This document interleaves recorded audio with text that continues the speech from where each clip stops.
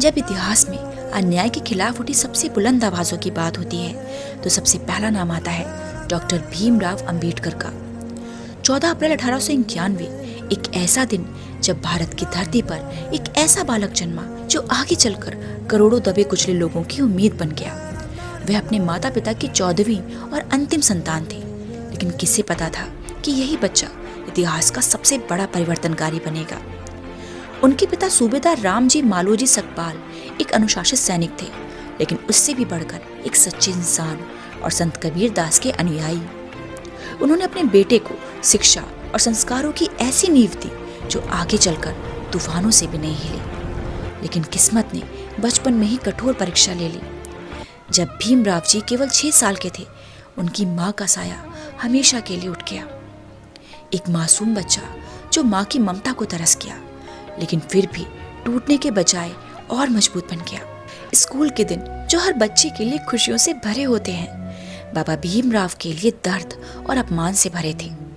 उन्हें अछूत कहकर अलग बिठाया जाता, पानी तक छूने की अनुमति नहीं।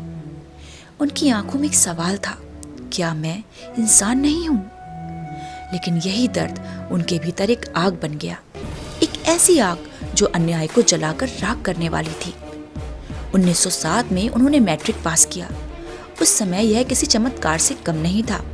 एलिम्स्टन कॉलेज में पढ़ाई और फिर बड़ौदा के महाराजा सयाजीराव गायकवाड़ की छात्रवृत्ति, यह उनके जीवन का वो मोड़ था जहां से एक साधारण लड़का विश्व के मंच पर कदम रखता है। 1913 में जब वे अमेरिका के कोलंबिया विश्वविद्यालय पहुंचे तो पहली बार उन्होंने एक ऐसी दुनिया देखी जहां इंसान को इंसान समझा जाता था। यहीं से उनके विचारों को पंख मिले। MA, PhD, London school of economics, Gray's Inn, हर डिग्री, हर उपलब्धि उनके संघर्ष की कहानी कहती है। लेकिन जब वे भारत लौटे तो फिर वही अपमान, वही भेदभाव, यहाँ तक कि रहने के लिए जगह तक नहीं मिली और अंततः उन्हें नौकरी छोड़नी पड़ी।